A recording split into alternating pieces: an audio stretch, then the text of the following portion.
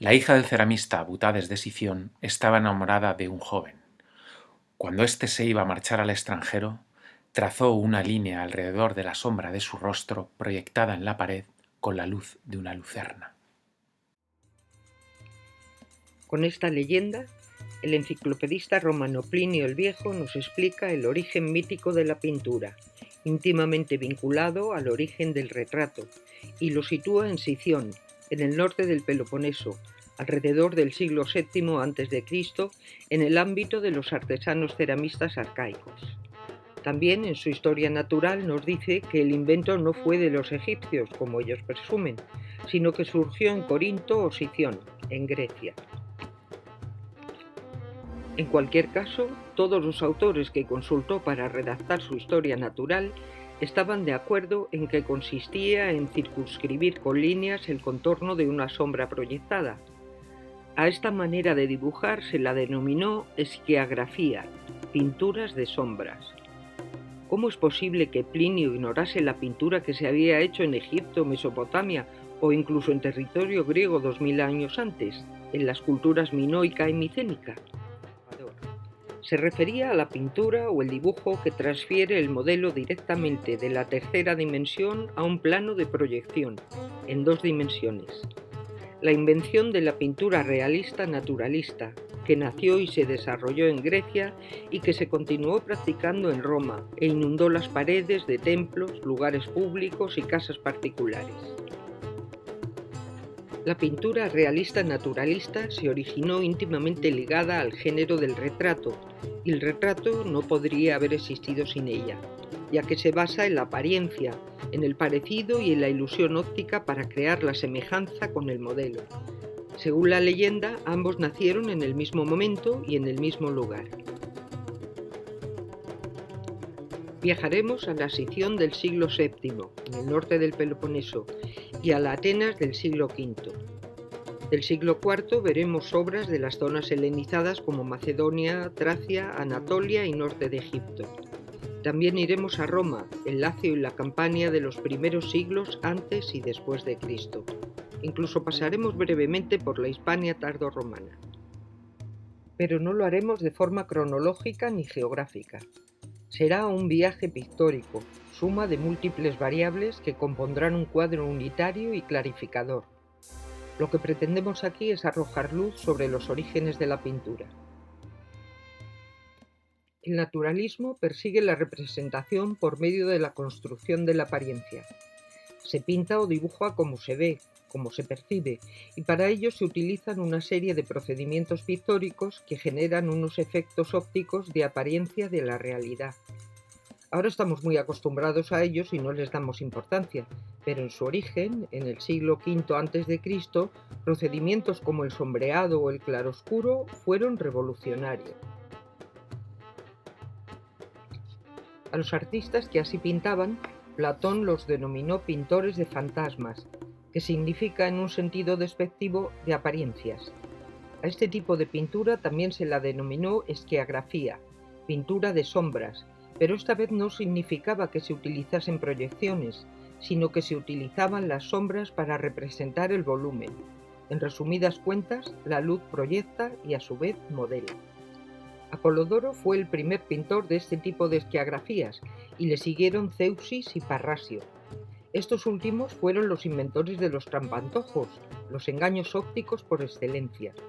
Según Plinio, en un certamen de pintura en el que ambos se enfrentaban con obras de excelente calidad, Zeuxis pintó un bodegón con uvas tan realistas que se acercaron los pájaros a comerlas. Parrasio, por su parte, invitó a Zeuxis a retirar el paño que cubría su bodegón. Cuando éste quiso coger el trapo, se dio cuenta del engaño, ya que éste estaba también pintado. Zeuxis admitió su derrota ya que él engañó a los animales, pero Parrasio engañó al profesional. Estos engaños se conseguían mediante el sombreado. En este ejemplo de pintura helenística tracia, la tumba de Kazanlak, vemos el uso de la sombra rayada y también el de las denominadas sombras atemperadas, esto es, utilizar colores más oscuros y fríos, como un negro azulado, en las sombras, mientras que se pintan las luces con ocres y anaranjados, colores más cálidos. Así debió pintar Apolodoro un siglo antes en Atenas. El retrato realista naturalista, que pinta lo que ve, lo que percibe, permite el parecido. Pone el énfasis en el individuo. Responde a una nueva forma de pensar y a un nuevo concepto de las relaciones humanas. Por ello se hizo indispensable en el ámbito de lo funerario y en el homenaje público. En la Grecia del siglo V a.C. se realizaron un tipo de vasos para perfumes utilizados en el funeral, llamados lequitos. En ellos se representaban tanto a los fallecidos como a los familiares adornando con guirnaldas la tumba, perfumándola e incluso llevándole ofrendas. Aunque los vasos fuesen fabricados de forma más o menos industrial y responden a una misma tipología y formato, las pinturas que se realizaban en ellos estaban personalizadas para cada individuo, sobre todo los de fondo blanco, que se coloreaban con tonos primarios acuarelados y se dibujaban con un trazo rápido y contundente. En algunos de ellos vemos rostros que podrían ser retratos, en los que no se buscaba tanto el parecido físico como la caracterización psicológica y la expresión de las emociones. Más adelante, en el siglo IV a.C., el retrato funerario pintado se realizó sobre estelas de mármol, en encáustica, o pintura a la cera, o con temple al huevo. Las mismas escenas que se realizaban en bajorrelieve en el siglo V se representaban ahora en pintura. En algunas de ellas vemos la representación del volumen por un sombreado conseguido mediante veladuras y fundidos, a la manera en que podría haber pintado Zeuxis de Heraclea, según las descripciones de esos cuadros. Será en Roma, en época republicana, donde el retrato funerario se desarrolle plenamente y adquiera una importancia social especial, las imagines maiorum de las que hablaremos más adelante. El retrato realista naturalista perdurará hasta épocas tardorromanas, ya muy entrado el siglo IV después de Cristo, con miniaturas de excelente calidad. El retrato tiene otra función importantísima, la de rendir homenaje al hábil estratega militar o al vencedor de unos juegos deportivos, al político o al sabio que ha sido importante para la comunidad. Al ser un homenaje al individuo debe hacerse reconocible. El retrato entonces se hace oficial y hemos de volver a la Atenas del siglo V a.C. para ver sus orígenes. Tras la batalla de Maratón, la ciudad encarga a varios pintores de la época la representación realista del enfrentamiento. En estas pinturas, realizadas en edificios públicos y denominadas megalografías por sus grandes dimensiones, se representan los retratos realistas naturalistas de los jefes y personajes que destacaron en la lucha, incluso se representó a algún enemigo. Para que no cupiese ninguna duda, las representaciones iban acompañadas de unas cartelas con los nombres de los protagonistas. Estas grandes tablas, realizadas en el siglo V y desmontadas de sus paredes en la Stoa Pecile 1000 años después, no han llegado a nuestros días, como tampoco se ha conservado la mayor parte de la pintura grecorromana sobre tabla. Solo podemos fantasear con el aspecto que podrían tener estudiando la pintura sobre cerámica o los relieves contemporáneos. Alejandro Magno exigirá un parecido total y absoluto en sus representaciones, no solo físicamente, sino de su personalidad y su carácter. Inundó su breve imperio con su efigie en cuadros y esculturas y todo tipo de soportes y materiales. Todos los súbditos deberían conocer su rostro, por ello Alejandro, según nos dice Plinio, ordenó que solo le pintara a Peles y que solo le modelara a Lisipo, es decir, los mejores artistas del momento. ¿Y qué mejor soporte utilizado por todo el mundo que las monedas?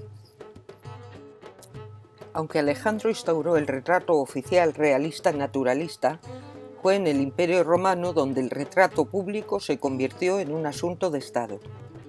Las imágenes de los emperadores se exhibían por todos los rincones del imperio. Si ahora les pido que imaginen un retrato romano, muchos de ustedes quizá pensarán en algo parecido a esto. El busto de un emperador en mármol blanco, probablemente sin nariz. Estas imágenes son las que se han conservado, Pero además de las esculturas, que en muchas ocasiones estaban policromadas, había también mucha pintura. Frontón, el maestro de juventud de Marco Aurelio, le escribe esta afectuosa carta desde África, donde desempeña un cargo público lejos de su alumno, y le expresa que le echa de menos de esta forma. Sabes que en todas las mesas de banqueros, en las galerías, en las tiendas, en los tejados, vestíbulos, ventanas, por todas partes y en cualquier lugar, sea donde sea, vuestro retrato está expuesto públicamente. La verdad es que mal pintado y la mayor parte de ellos modelados y esculpidos con un estilo rudo y hasta sucio. A pesar de ello, nunca tu imagen se me ha presentado al pasar tan distinta que no haya salido de mi boca un esbozo de beso y una caricia. En las calles de Roma y en los sitios oficiales, como dice Frontón, había representaciones del emperador, muchas de ellas pintadas, y en provincias las calidades de algunas de estas pinturas dejaban mucho que desear.